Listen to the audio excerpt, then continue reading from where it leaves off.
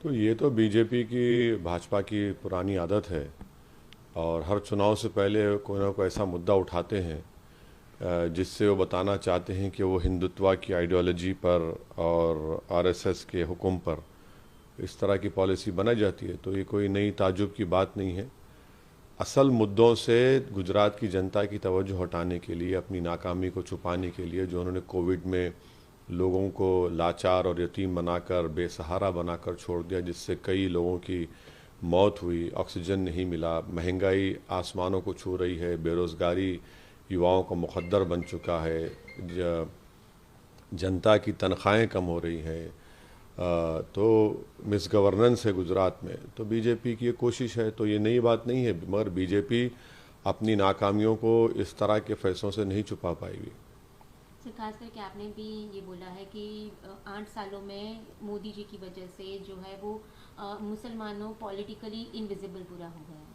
हाँ बिल्कुल, देखिए इसका क्रेडिट, इसका सहरा और मुबारकबाद के मुस्तहक देश के प्रधानमंत्री हैं कि उन्होंने इस तरह की पॉलिसीज़, पॉलिटिकल पॉलिसीज़ को अपनाया, देश को इस तरीके से चलाया उन्होंने कि मुसलमानों के ख़िलाफ़ उनकी सरकार ने एक हेट्रेड को पैदा किया, मुसलमानों के ख़िलाफ़ उन्होंने शक पैदा किया, मुसलमानों को उन्होंने एक दुश्मन के तौर पर उनकी सरकार ने, उनकी पार्टी ने पेश किया। उसका नतीजा हम ये देख रहे हैं कि अब सब पार्टियां ये देख रही हैं कि कैसे अगर मोदी को हराना है या पॉलिटिकली उनको डिफीट देना है तो वो उनसे बड़ा हिंदुत्व की आइडियोलॉजी पर चल कर दिखाना चाह रहे हैं। इसीलिए आज आप देख रहे हैं कि कांग्रेस हो या जितने भी सो कॉल्ड सेकुलर पार्टीज़ हो, वो मुसलमानों का नाम लेने से डरती हैं और मुसलमानों के इश्यूज़ को हाईलाइट करने से डरती है।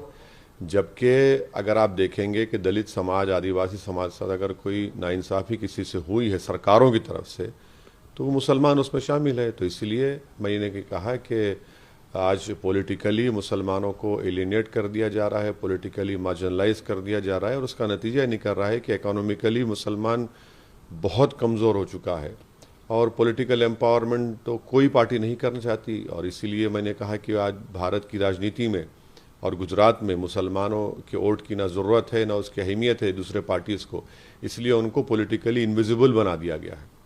सर, खास करके ये भी बताया जा रहा है कि जब से बात एआईएमआईएम की होती है तब से यही बताया जा रहा है कि बीजेपी की बी पार्टी है। कल भी तेजस्वी यादव ने यही स्टेटमेंट दिया कि ओवैसी जी की जो पार्टी है वो बीजेपी की बी पार्टी ही है। कहाँ दिया इसने स्टेटमेंट दिया? ये प्रेस कॉन्फ्रेंस में ही बोला है। गुजरात में? नहीं नहीं, गुजरात में। या देखिए, नीतीश कुमार कितने मरतबा मुख्यमंत्री भाजपा से बने? हाँ, आप उनको गले लगा लिए, भाजपा से मिलकर वो मुख्यमंत्री बने पहली मरतबा, भाजपा को छोड़ा तो आपने उनको सर्टिफिकेट दे दिया, वो सेक्युलर हुए। फिर उन्होंने उनको, नीतीश कुमार ने राजद को गाली दी, फिर भाजपा के साथ चले गए और नीतीश कुमार जब कम्युनल हो गए, अब नीतीश कुमार फिर भाजपा को छोड़ दिए, इनसे गले मिल लिए, इनसे शादी कर लिए राजद के लोगों से, तो वो सेकुलर हो गए। तो राजद के लोगों से मुझे कोई सेकुलर की और बी टीम ए टीम की ज़रूरत नहीं है। वो खुद एक लो लेवल की पॉलिटिक्स कर रहे हैं। नीतीश कुमार से उनका अलायंस क्या है वो बताएं। जब नीतीश कुमार भाजपा के साथ थे तो क्या कम्युनल थे, अब तुम्हारे साथ आ गए तो क्या दूध के धुले हो गए? तो आप खुद अपॉर्चुनिस्टिक पॉलिटिक्स को फॉलो करते हैं और मुसलमानों के ताल्लुक से उनके पास कोई पॉलिसी नहीं है बिहार के, इसीलिए ओवैसी उनको, उनकी आंखों में बड़ा खटकता है क्योंकि हम सच्चाई को बयान करते हैं। सर, एक बात ये भी है कि आपकी जो पार्टी है वहाँ पे ही हवाला कांड एक सामने आया है बारडोली में ही। जब वहाँ पे ऐसा सीन है कि कहाँ पे? गुजरात के पास ही बारडोली जगह है, वहाँ पे ये गुजरात पुलिस ने एक रैकेट जब्त किया है जिसमें ये आपके जो ब्लैक मनी है वो गुजरात में नहीं नहीं, आके देखिए, जो भी इन्वेस्टिगेशन होगा होना चाहिए, इन्वेस्टिगेशन पुलिस करे, रोके और देखे, अगर कोई गलती कर रहा है तो उसको रोके जो कानून के ख़िलाफ़ है। उसमें उसमें मैं क्या बोल सकता हूँ? बिल्कुल कोई गलती कर रहा है तो उसको रोकना चाहिए। और मगर सवाल ये है कि इलेक्ट्रल बॉन्ड का क्या करेंगे? इलेक्टोरल बॉन्ड तो ऐसी चीज़ है कि वो सिर्फ देश के प्रधानमंत्री को और आरबीआई को मालूम कि इलेक्टोरल बॉन्ड कौन बना रहा है। तो ये इलेक्टोरल बॉन्ड भी तो हमारी लोकशाही के लोकतंत्र के लिए एक बहुत बड़ा क्वेश्चन मार्क बन चुका है। चुनाव आ रहे हैं, क्या स्ट्रेटेजी होगी? नहीं, अभी इस चुनाव की तैयारी तो हम लोग आप देख रहे हैं कि पिछले 2-3 महीने से मैं खुद रेगुलर आ रहा हूँ, और हमारे जो गुजरात के अध्यक्ष हैं जनाब साबिर भाई काबलीवाला और हमारे तमाम जिम्मेदार पार्टी के, उनके साथ मिलकर चुनाव की तैयारी के लिए बहुत ज़्यादा मेहनत कर रहे हैं। और हमने बहुत से विधानसभा से अपने कैंडिडेट्स का भी नाम का ऐलान कर दिया है, और इस सिलसिले में मैं कल भी था, आज भी हूँ, और गुजरात को आते रहेंगे हमारी पार्टी के कैंडिडेट्स की पार्टी कामयाबी के लिए। क्या क्या मुद्दे रहेंगे? बहुत मुद्दे हैं गुजरात की जनता के लिए।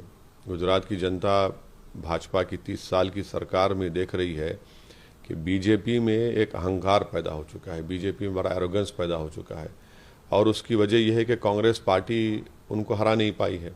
तो इसलिए बीजेपी गवर्नेंस के नाम पर कुछ दिखा नहीं पा रही है।